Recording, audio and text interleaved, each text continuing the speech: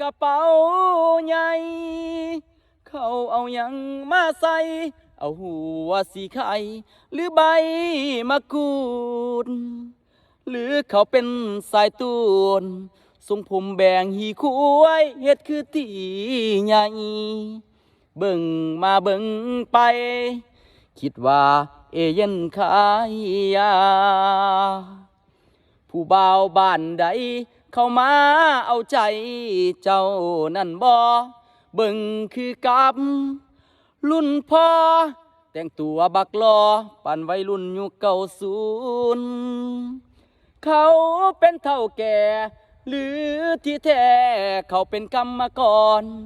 หรือว่าเขาเป็นสายร้อนบ่ได้หลับได้นอนสูบแต่ยาบ้า